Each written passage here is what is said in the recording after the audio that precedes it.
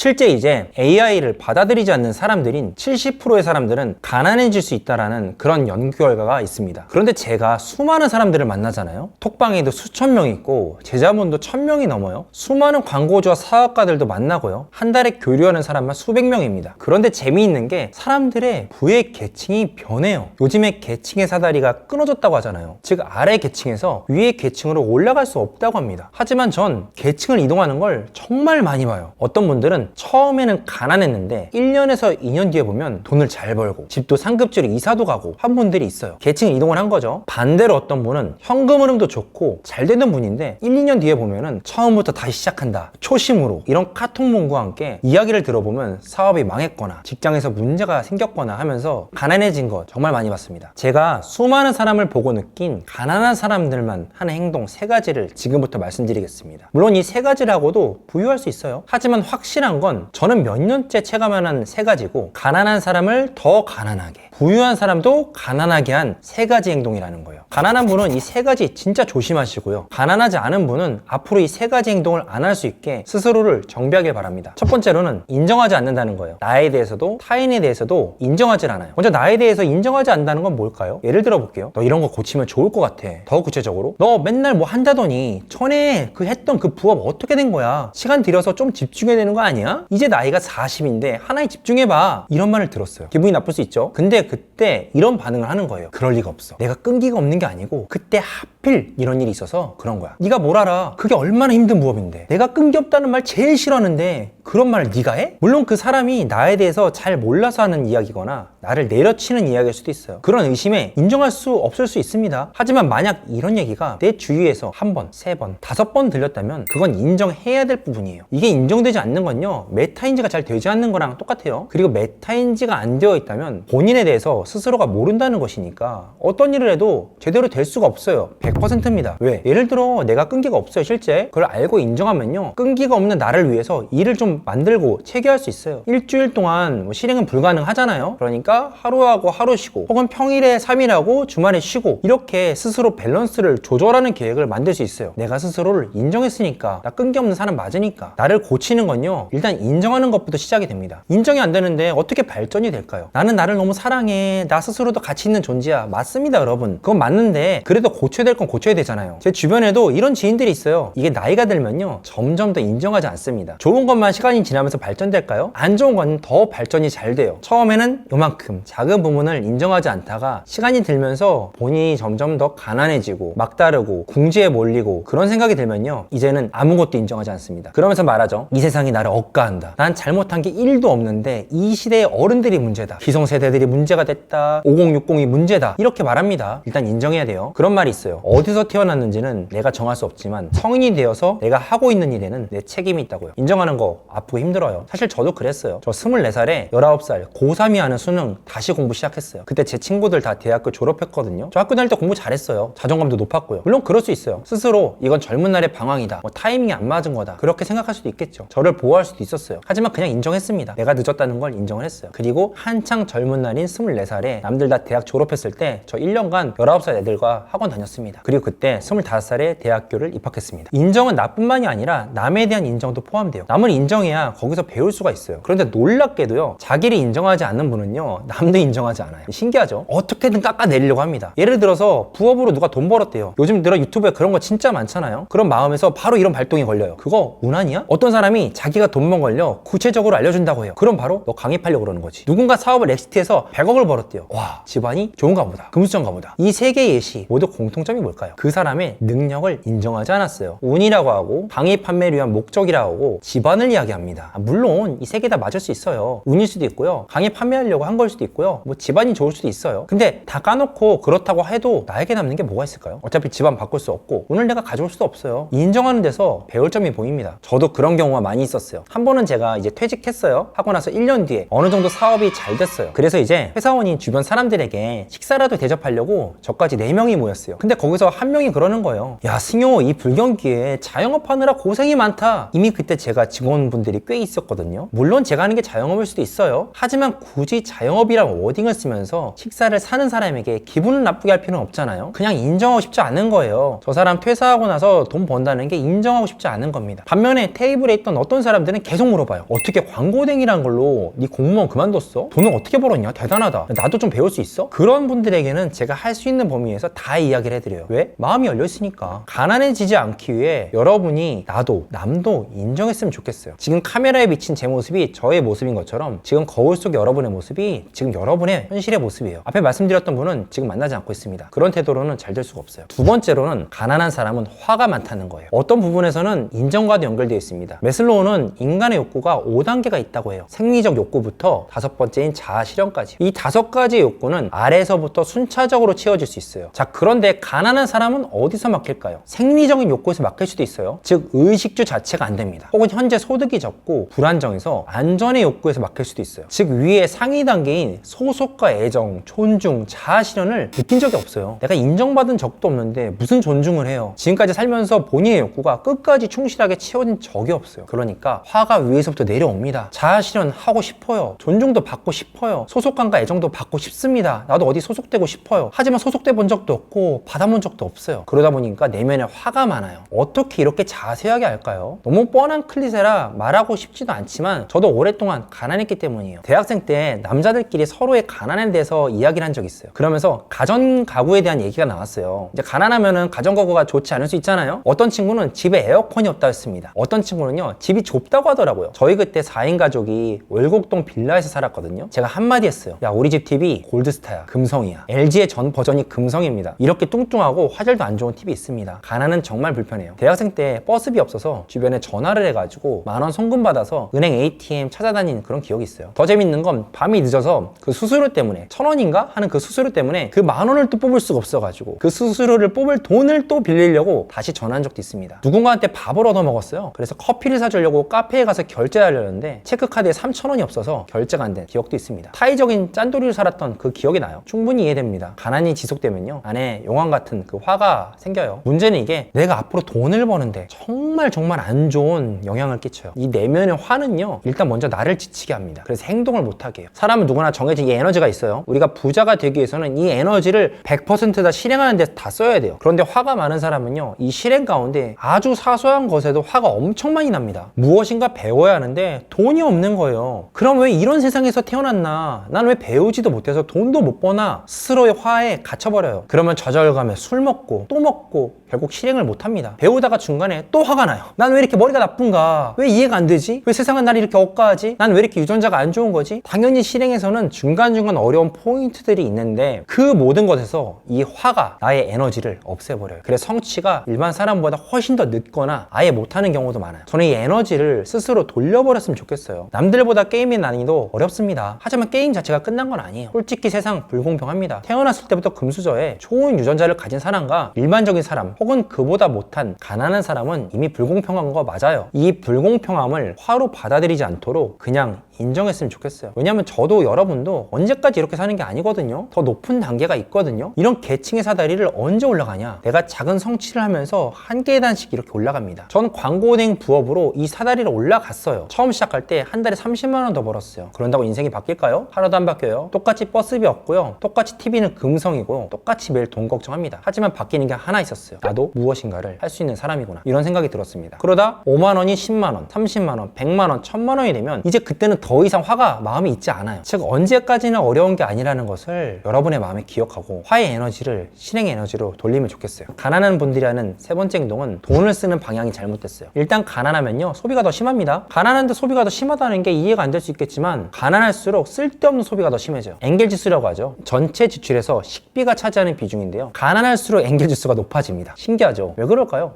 삶이 힘들어서 그래요. 열심히 일했는데 버는 돈은 크지 않고 생활도 크게 나아지지 않죠. 그러니 자기에 대한 보상을 주는 게 주로 본능에 충실한 의식주예요. 주로 하는 말이 있어요. 야, 먹고 살자고 하는 거야. 이거 먹으나 안 먹으나 현실 똑같으면서 배달을 자주 시킵니다. 술을 죽자고 먹어요. 담배를 계속 핍니다. 하지 않아도 될 소비를 계속해요. 맞아요. 그거 아낀다고 변하는 거 없어요. 저는 티끌 모아 태산이라 생각하지 않습니다. 그 돈 모은다고 여러분 삶 바뀌지 않아요. 제가 말하는 것은 그 돈과 그 돈을 사용하며 썼던 시간으로 다른 할 수 있는 게 많다는 거예요. 술에 취하는 돈과 시간으로 내가 강의를 듣고 책을 읽고 그렇게 할 수 있잖아요. 바뀔 게 없다고요? 해보긴 했어요. 결국 인풋이 어느 정도 쌓여야지 아웃풋이 나와요. 그리고 가난하면 가난할수록 인풋을 쌓지 못합니다. 실탄이 많지 않아요. 가난한 분들은 따발총처럼 총을 쏠 수가 없어요. 정말 정밀조절해서 세 발 쏴도 될까 말까인데 이거를 허공에다가 낭비하면서 쏴버리면 결국 부의 사다리는 영원히 탈 수 없습니다. 나는 관계없어. 가난하지만 돈을 알뜰하게 모으고 있어. 이런 분들에게도 사실 포함돼요. 열심히 모아서 1,000만 원, 2,000만 원 모으는 거 중요합니다. 그렇게 자산을 모아서 투자할 수 있어요. 그런데 중요한 건 내가 지금 포지션이 무엇인지 아는 거예요. 투자금을 모아 자산을 사고 자산으로 자산을 불리는 건 투자자의 입장이에요. 그리고 투자자는 가진 시드가 크면 클수록 유리합니다. 지방에 3억짜리 아파트가 오르는 것보다 서울 상급지에 30억 아파트가 오르는 게 비율도 크고 금액도 압도적으로 커요. 저는 처음에 돈이 없을 때는 투자자 포지션이 아니라 사업가 포지션이어야 된다고 봅니다. 직장인이어도 사업가 포지션으로 번 것으로 재투자를 해야 돼요. 즉 월 100만 원씩 저금이 된다 하면 이제 월 200만 원씩 만드는 일을 배우는데 지금의 저금을 써야 돼요. 월 100만 원씩 1년을 모으면 1200만 원이고 5년을 모아야 6000이에요. 이때 월 100만 원이 월 300만 원이 돼도 3년 안에 1억 넘게 모읍니다. 투자자 포지션은요, 현금 흐름이 잘 나올 때 잡아도 됩니다. 처음부터 투자자 포지션으로 갈 필요 없어요. 제가 가장 후회하는 결정이 바로 직장을 다니면서 5년간 7천만 원을 모았을 때요. 그때 조금만 더 빠르게 마케팅을 배웠거나 부업을 조금만 더 빨리 시작했으면 지금의 나는 정말 많이 바뀌었을 텐데 지금도 후회합니다. 지금의 1년이 완전 달라지거든요. 화를 내지 말자, 돈을 잘못 쓰지 말자와 같은 부정의 문구는 뇌가 인식할 수 없습니다. 진짜일까요? 지금 여러분들에게 제가 말을 해볼게요. 자, 여러분 지금부터 수박을 생각하지 마세요. 자, 이 말을 들은과 동시에 많은 분들은 수박을 생각했을 거예요. 뇌는 부정을 받아들일 수 없어요. 긍정으로 말을 바꿔서 실행하시길 바랍니다. 나와 남을 인정하고 나의 상황을 받아들이고 사업가 포지션으로 실행해봅시다. 2025년 계층 사다리가 이동되고 나의 삶이 더 행복해지는 한 해가 되길 바랍니다. 감사합니다.